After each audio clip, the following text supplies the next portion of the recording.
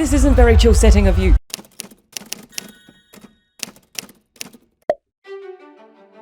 Chickens, midlife crises, and zombies. Welcome to Diplomacy is Not an Option, the tower defense sim from Door 407. With elements of city building and real-time strategy, this beastly little number will come knocking on your walls, and they're not bearing soul crystals. Diplomacy is Not an Option is the first game title from Russian studio Door 407. Taking inspiration from Age of Empires, Civilization, Heroes of Might and Magic, and more, Diplomacy was the answer to the question, what if? This massive army RTS requires a careful balance of resource management and allocation, as well as defense and strategy. With a number of variables on startup, each new game of Diplomacy has the capability of being resource heavy, well defended, or none of the above. In terms of resource management, we have citizens, food, not the same thing, just to clarify, wood, stone, iron, and gold. Food has two options on startup, with the fastest gather rate available at the fishing hut. Hopefully you've got a pond full of fish right next to your castle, which acts as your initial storage to cut down on travel time. Sawmills placed near trees will have ready access to deforest the entire landscape, but again, travel time depends on how close your storage is. Placing a granary for food or a storage area for wood and stone is crucial for maximizing the resource per second rate. Iron comes later, as does gold from trading at the market. Upgrading your buildings is fairly simple, and regular viewers of this channel know that I adore being able to upgrade a building on the site of the original. Gunning towards Town Center 2 should be your first priority, as this unlocks a whole new range of options that gives you the advantage in defense. It also allows you to upgrade your resource buildings, your barracks, and the construction of the Engineers Guild to allow more catapults onto the scene. To expand your village, housing and extra food must be available. You can see expected new arrivals up on your toolbar, and they pop up at dawn when the resources allow. You can allocate them to resources or train them into units for your army, but be aware that you'll receive no extra personnel until the next day. So be cautious if a battle looms on the horizon. When in doubt, Swordman.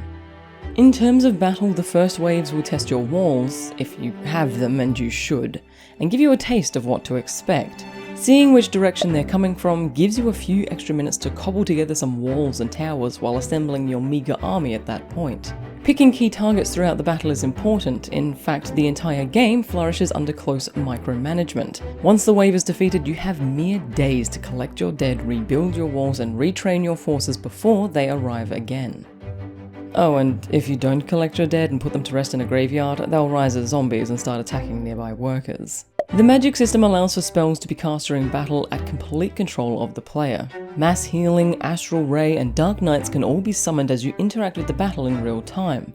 Using these spells consumes soul crystals, which can be obtained by patrolling the landscape and destroying enemy structures. The cost of the spells vary and can be unlocked by constructing obelisks and upgrading throughout the game. This scenario ends when your town center is destroyed and completes when, well, I have no idea. You'll see why in the next segment.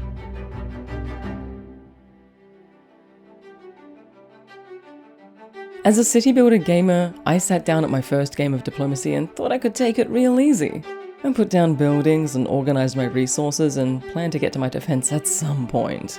I very quickly learned that this is more an RTS title than anything else, and my CPM is sorely lacking when it comes to high-stress situations.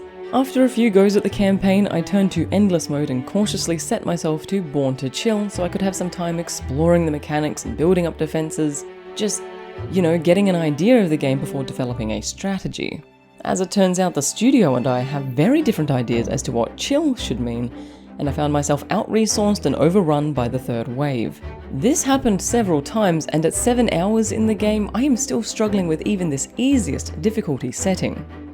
I will mention that just lately I seem to be having some game fluency issues, that I seem to suck at everything I turn my hand to, so this may be a me issue, not a game issue. That being said, it did make this title a little tricky to review, as I couldn't progress far enough to actually see the content I was trying to write about. With so many variables to be constantly thinking of and taking care of, it's easy to let a crucial element fall by the wayside. If you're not expanding houses, you don't get new people, and without new people, you can't expand your resources or your army. If you don't patrol the outskirts of your settlement, you can't expand without your villages being attacked, and you also won't gather soul crystals, which are imperative to your strategic defense. If you fail to build a hospital, disease spreads with movement debuffs. If you fail to build a graveyard, your dead will rise and be annoyingly persistent in murking your workers. If a sawmill or fishing hut depletes the resources they're harvesting, workers will sit on their hands and stay idle until you move the harvesting flag or demolish and rebuild elsewhere. If you don't research, if you don't upgrade, if you aren't constantly expanding your workforce, your resource harvest, your township, then all of these elements will work together to ensure your demise. And even if you do master all of that CPM goodness, then the waves of attackers grow in intensity and frequency, constantly testing your battle readiness. It is stressful and painful and so satisfying. In my opinion, the combat has no right being so fun. Having a tower full of catapults and unleashing rocky hell on a thick wad of attackers to see them go flying like bowling pins is just balm to my soul. Astral Ray is my personal favourite spell to use when things are going south, and the sound design is incredibly cathartic in the heat of battle. A well-placed Astral Ray can change the entire direction of the attack if you use it to take out the enemy siege equipment or buffed units. Hold down Alt to see the health bars of all of your units on screen to better place your offensive spells, or find pesky stragglers wailing on the walls of your nearest resource building. Upgrading and researching is also really well done. The research is fairly cheap and quick and very rewarding in terms of the stat buffs you get. Upgrading is a wee bit trickier, but worth it, as even basic upgrades can make your life and management a hell of a lot easier. In terms of art and sound design and game writing, I am super impressed with the consistency of the chosen aesthetic. From the cutscene at the beginning of the campaign, to the research tree, to the maps and animals and animations, Diplomacy is bright and cartoony and completely tongue-in-cheek. It is deceptively simple in design, which I think is one of the major reasons I'm so addicted to this game right now. Gameplay is easy and encourages experimentation to overcome the next obstacle. I do have a few wee suggestions as to what I'd like to see from the full build. Difficulty options need a little more adjustment so that players like me don't get stuck at the same hurdle over and over. I understand that some RTS players are going to find this super easy, but we don't all have StarCraft-esque CPMs, and I'd hate for people to put the game down because they cannot progress. Being able to change the length of time between waves or the intensity of the waves, even being able to change harvest rates, would allow players to tailor the gameplay experience to their current level of compatibility. The magic system is super fun and one of the main features of combat. However, soul crystals required for spells are scarce and gathering them could be more rewarding. If units dropped soul crystals after defeating a wave, or if a destroyed building dropped more than one, if there was even a passive way to generate them over time, it would make the magic system a lot more dynamic. As it currently stands, one building drops one crystal and you have to actively seek out the buildings and defeat the wad of enemies inevitably guarding a barn. It's a slim reward for a fair amount of effort, and I'd like more of a presence from this mechanic in-game to make it worth using spells as part of your offensive strategy.